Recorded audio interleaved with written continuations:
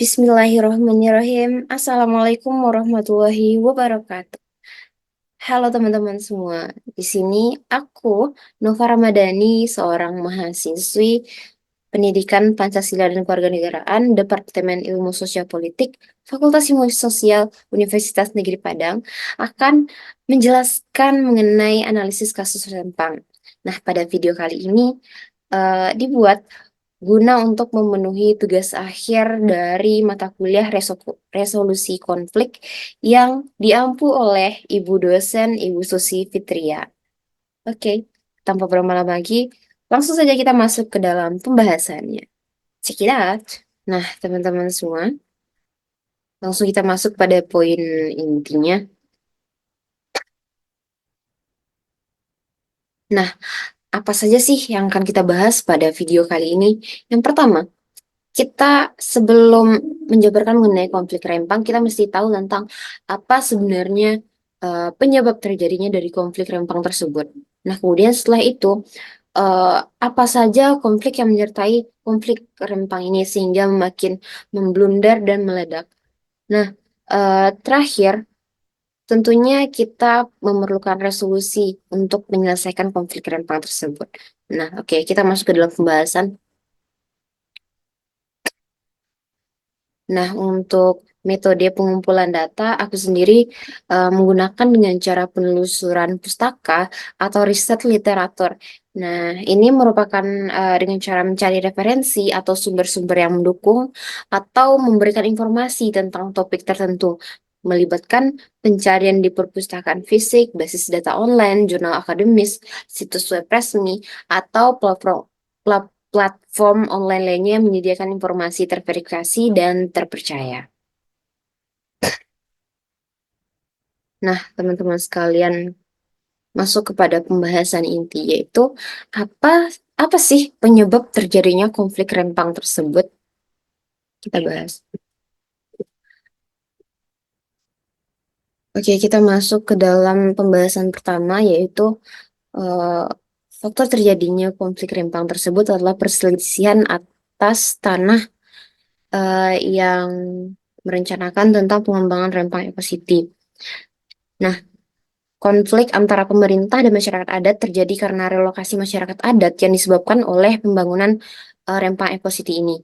Nah, pembangunan ini akan mengubah tanah adat menjadi rempang ekositi dengan berbagai jenis usaha seperti pabrik dan properti. Konflik ini muncul karena masyarakat adat diminta untuk meninggalkan kawasan tersebut, mengakibatkan kerugian ekonomi dan hubungan sosial, serta kehilangan ikatan dengan tanah warisan mereka yang telah ada turun-temurun. Nah, tentunya ini akan menjadi masalah bagi mereka, terutama masyarakat adat tersebut. Faktor terjadi yang kedua adalah pemindahan penduduk. Proyek pengembangan yang melibatkan pemindahan sejumlah penduduk yang menyebabkan resistensi dan penolakan dari beberapa anggota masyarakat. Isu kompensasi dan syarat-syarat pemindahan yang telah berkontribusi pada ketegangan dan konflik di pulau tersebut masih menjadi pertanyaan hingga sekarang ini dan belum ada kejelasan di saat sekarang ini. Kemudian selanjutnya yaitu klaim sejarah dan budaya.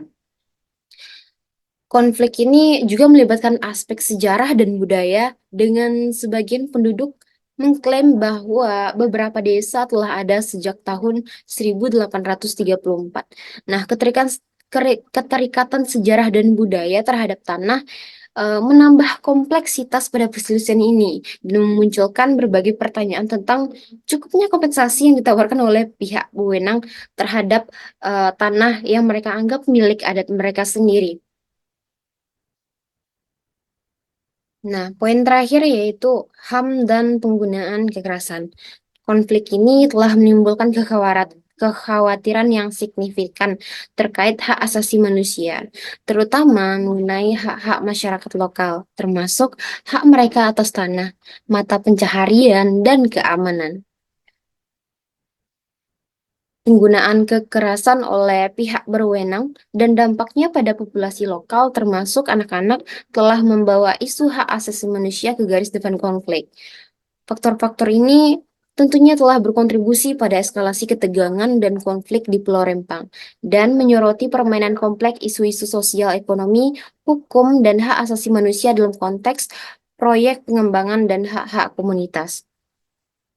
Nah, teman-teman semua, selain hal-hal yang sudah aku sebutkan tadi, konflik ini juga dipicu oleh ketidaksesuaian antara rencana pembangunan dengan hak-hak masyarakat adat yang diakui dan dihormati oleh Konstitusi Indonesia, seperti yang telah diamanatkan dalam Undang-Undang Dasar Negara Republik Indonesia tahun 1945 dalam pasal 18B ayat 2 dan pasal 28I ayat 3.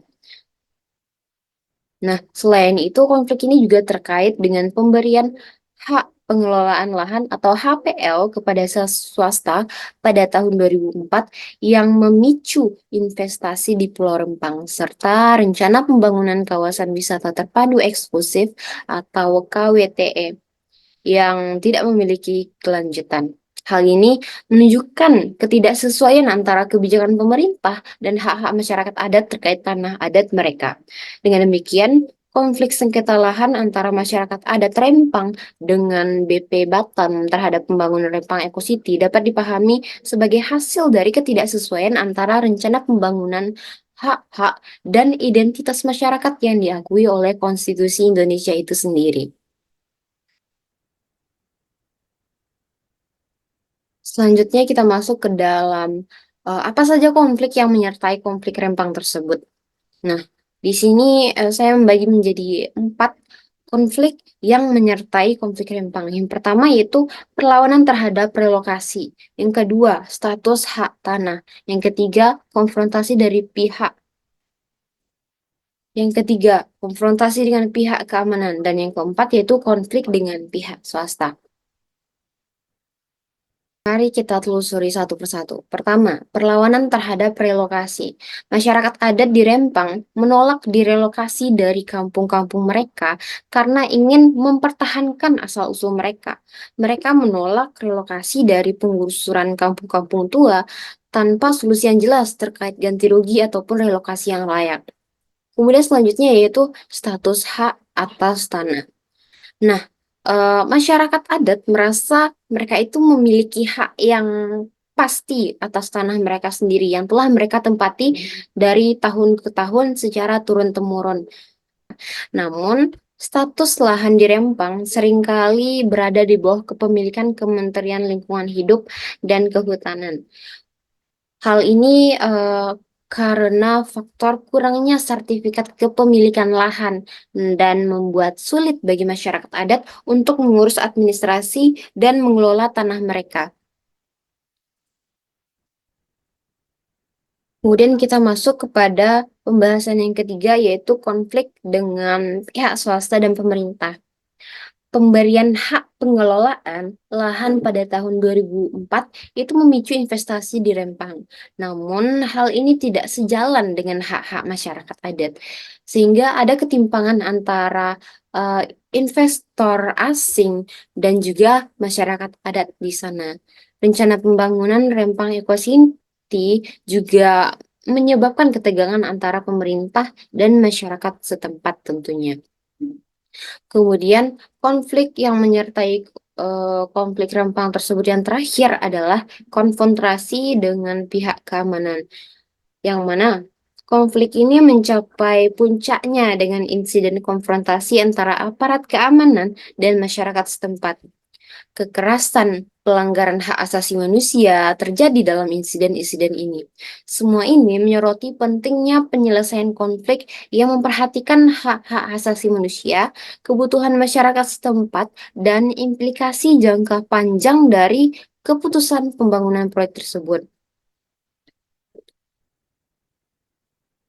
Dari berbagai konflik yang terjadi di Pulau Rempang sehubungan dengan pembangunan Rempang Eco City.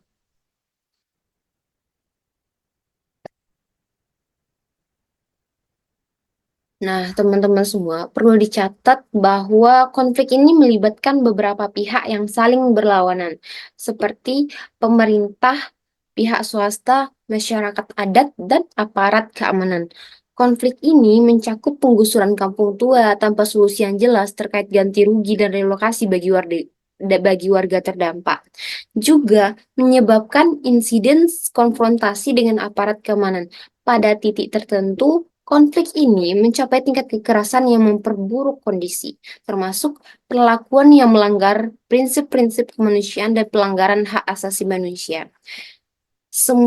Dari semua penjabaran tersebut menunjukkan tentang bagaimana kompleksitas konflik di Pulau Rempang ini yang membutuhkan pendekatan lebih lanjut yang menghargai hak asasi manusia dan mempertimbangkan dampak sosial serta ekonomi bagi masyarakat setempat. Kemudian kita masuk kepada poin selanjutnya, yaitu tentang bagaimana resolusi konflik dari kasus Rempang ini. Langkah-langkah konkret guna menyelesaikan konflik Rempang ini saya petakan menjadi 8. Yang pertama yaitu dialog multi-stakeholder, yang kedua mediasi, yang ketiga penegakan HAM, yang keempat kompensasi yang adil, yang kelima transparansi dan akuntabilitas, yang keenam pengembangan berkelanjutan, yang ketujuh partisipasi masyarakat, dan yang terakhir yaitu pendidikan dan pemberdayaan. Nah, mari kita bahas satu persatu. Upaya-upaya penyelesaian konflik harus dipertimbangkan oleh semua pihak terlibat, serta implikasi jangka panjang dari keputusan terkait pembangunan proyek ini.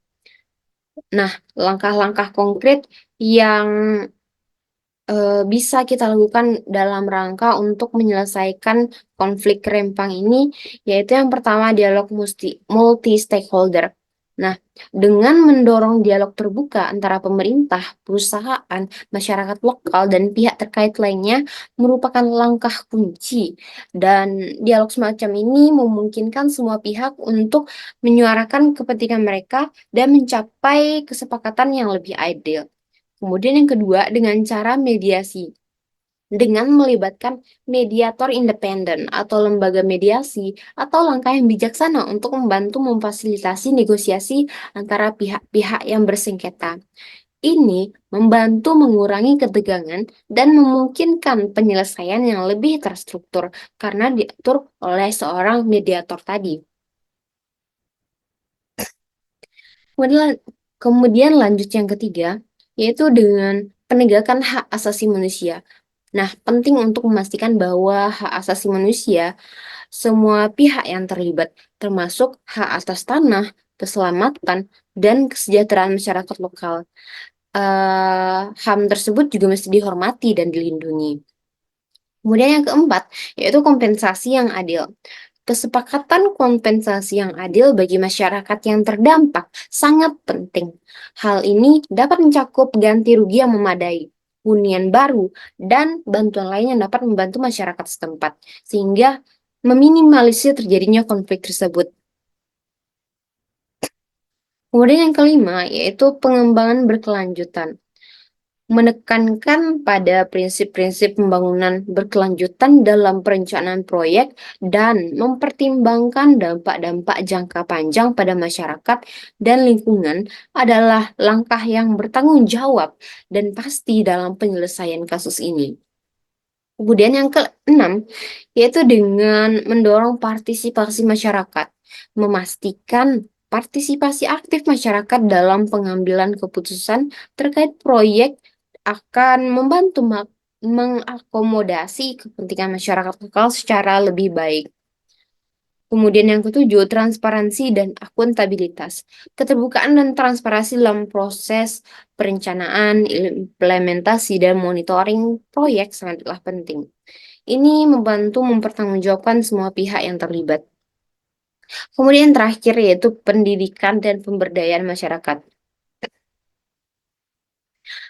Pendidikan mengenai hak-hak mereka dan cara berpartisipasi dalam proyek pengambilan keputusan dapat memberdayakan masyarakat lokal. Nah, teman-teman semua, resolusi konflik yang berkelanjutan membutuhkan komitmen dari semua pihak terkait untuk mencapai kesepakatan yang adil dan berkelanjutan. Melibatkan pendekatan yang berbasis pada hukum adat, partisipasi masyarakat, perlindungan hak-hak masyarakat adat, komunikasi yang baik, dan pengakuan terhadap hak kepemilikan tanah masyarakat adalah langkah kunci dalam meresolusi konflik tersebut. Nah, teman-teman semua, dari penjelasan mengenai analisis konflik rempang tersebut, dapat kita ambil refleksi bahwa kasus konflik di Pulau Rempang menggambarkan pentingnya keterlibatan partisipasi masyarakat dalam pembangunan. Tidak hanya pembangunan, namun juga perlindungan hak asasi manusia dan keseimbangan antara pembangunan ekonomi dengan pelestarian budaya. Kemudian, transparansi pendidikan hukum dan tanggung jawab bersama pemerintah dan sektor swasta juga penting. Penyelesaian konflik ini eh, Penyelesaian konflik ini memerlukan pendekatan terpadu yang menggabungkan antara aspek sosial, hukum, ekonomi, dan lingkungan untuk mencapai kesepakatan yang adil bagi semua pihak terlibat. Baiklah teman-teman, hanya itu. Baiklah teman-teman, sekian yang dapat saya sampaikan terlepas dari kesalahan dan janggal. Saya mohon maaf, saya menerima kritik dan saran yang membangun demi pengembangan dan pelancaran pemahaman dalam kasus Rempang ini. Akhirul kata, wabillahi taufiq wa hidayah, wassalamualaikum warahmatullahi wabarakatuh.